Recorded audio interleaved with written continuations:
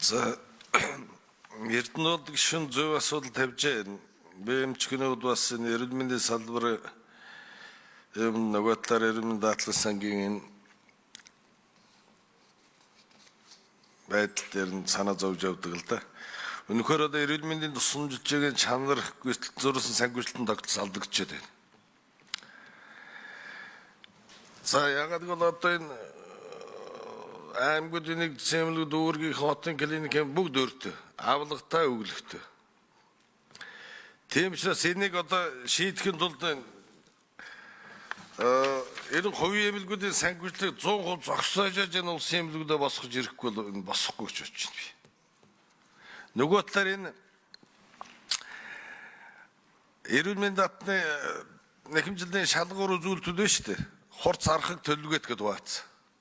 Энэ бас нөлөөлж байгаа. Хурц өвчин гарвал тэгээд санхүүжилт авна тэгвэл авахгүй гэсэн үг байхгүй. Жинхэнэ бодит байдал дээр одоо зүрх судасны амьсгалын зам элдэг бөөр үе машины ингээд өвчтөе улсууд байна шүү дээ. Жилдээ 2-3 удаа эвддэг. Тийм улсуудаараа эмнэлгийн одоо хэвтээд санхүүжилт нь орж ирэх ёстой байхгүй. Гэтэл одоо нэг хурц өвчин гарахгүй хэвч чадахгүй нь шүү дээ. Дэлхийд байхгүй юу гаргацсан гэсэн.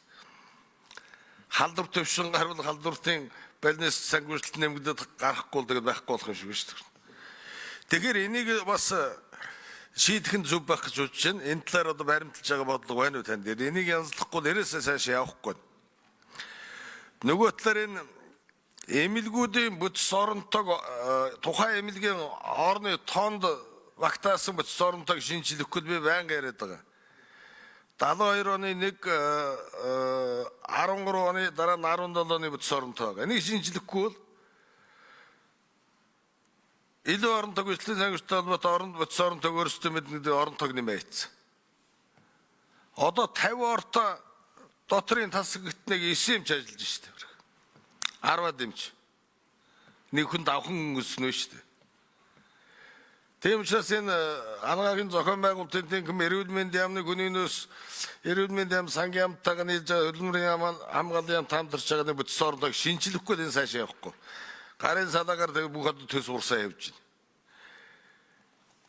Нөгөө талаар энэ эмийн асуудлыг яаж шийдэж байна? Эмийн үний өсөлтөд дэндлээ өрөөстой. Нөгөө талаар 24 саяын аптек гэдээ байдаг. Шөнө бүгд хаачдаг. Шөнө аптек олдохгүй шүү.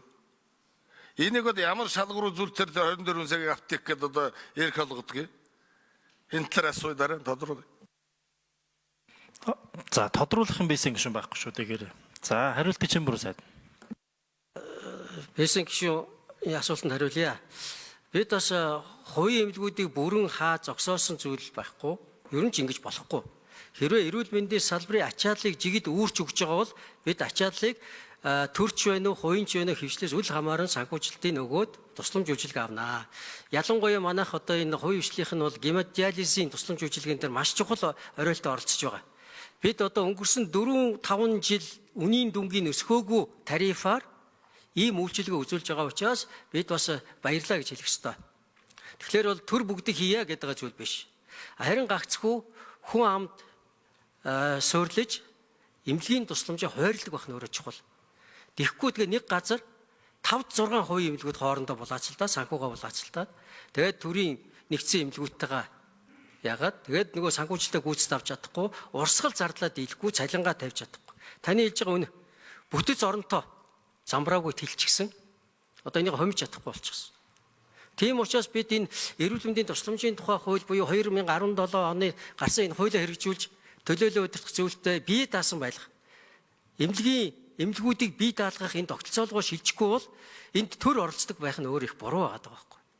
Тийм учраас эрүүл мэндийн яамнаас бид барьж байгаа бодлого бол аль болохоор энэ төлөөлөл удирдах зөвлөлийг байгуулж ажилчдаас нь дундаас нь өөрсдөө эмнэлгийн удирдлагаа сонгох.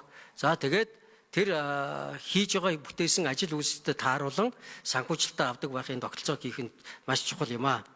Эмийн үний тухай та ярьлаа. Та бүхэн эмийн үнийн одоо өсөлт шалтгааны төр хорон цуг ажиллаж байсан. Өнөөдөр баримт 5.0 платформоо та хараарай. Шүн та яг real time шүү энэ. Одоо яг бодит цаг хугацаанд хайж байгаа эмээ бичээд гаргахад ойр хавцаа хаана ямар аптекэд таны хайж байгаа эм хэдэн төгрөгөөр зарж байгаа нь гараад ирнэ.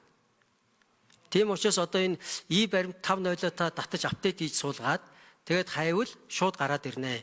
Дээрээс нь вебсайтаар байж байгаа.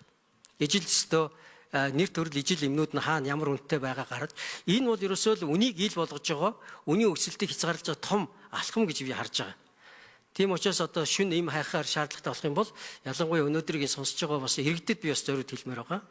Баримт дараа дамжаа та хайж байгаа имээ шууд хаана очих уу гэдгийг хүртэл заагаад өгнө шүү дээ. Тэр аптекэд яаж очих уу гэдгийг замын заагаад өгнө. Хэдэн төгрөө зарж байгаа. Холбооёр гуц нь байж байгаа. Эми зааврууд нь байж байгаа. Хориглох заалтууд нь яаж хэрэглэх юм, яаж уух юм. Бүх заалтууд нь орчсон байгаа. Тэгэхээр энэ платформыг бас байнгын хорооны мэргэжлийн байнгын хорооны гишүүд минь та бүхэн бас одоо олон нийтэд түгээхэд бас тус болоорой гэж хүсье.